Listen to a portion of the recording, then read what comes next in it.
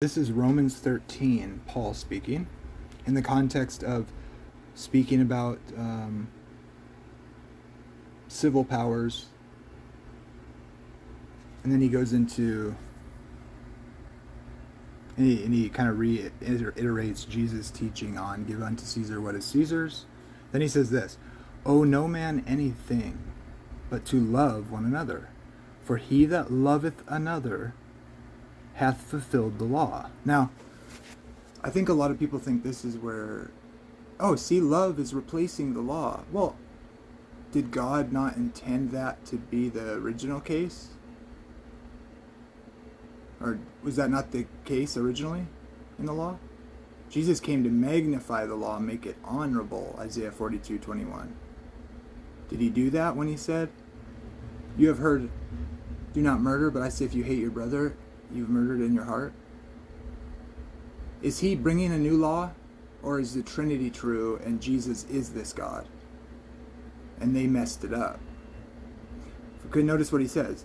If you love someone, you fulfilled the law. Is that something new? For this, thou shalt not commit adultery, thou shalt not kill, thou shalt not steal, thou shalt not bear false witness, thou shalt not... These are 10 commandments about loving your neighbor. And if there be any other commandment, and there is, obviously, right? Because if you've broken one, you've broken them all. All what? All of the love commandments. It is briefly comprehended in this saying, namely, thou shalt love thy neighbor as thyself, the golden rule. What are his greatest commandments? And Jesus quotes Leviticus 19 and Deuteronomy 6, I believe, 6:5. The two tablets can be summed up in love God and love your neighbor. God's original intention all along, even before the 10 commandments were codified. Joseph said, I cannot sin against God by committing adultery.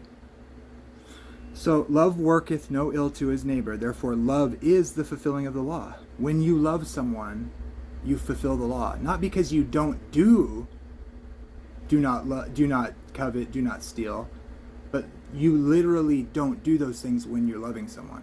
It's not something different. The thing that's different is that Jesus bore the death penalty. Jesus saved us from the penalty of being loveless, lawless. The archenemy of God is destroyed at the brightness of his coming, with the breath of his mouth. That man is called the man of perdition, the man of lawlessness. Now, just to reiterate this again, love is the fulfilling of the law. Think about what that's saying. Eating your whole plate of dinner is eating your vegetables. It's not something else just because it's different words. You had vegetables on your plate. You were served vegetables for dinner. So eating everything on your plate is eating your vegetables. It's not a different thing. God didn't give a bad law. We have more now, and we have clarification.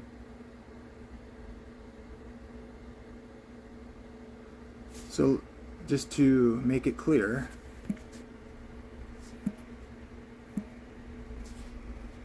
I do this.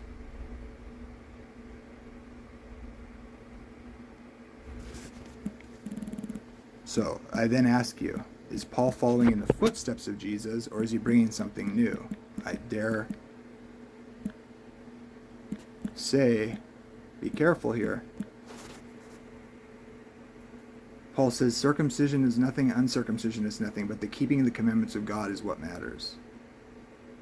Some translations don't show that, but he's contrasting these two things. If there's an emphasis on what matters is the latter. You can see that here in the Bible Gateway here, the NIV makes that clear. Circumcision is nothing and uncircumcision is nothing. Keeping God's commands is what counts. Or often it's, but keeping the commandments of God is what matters. Why?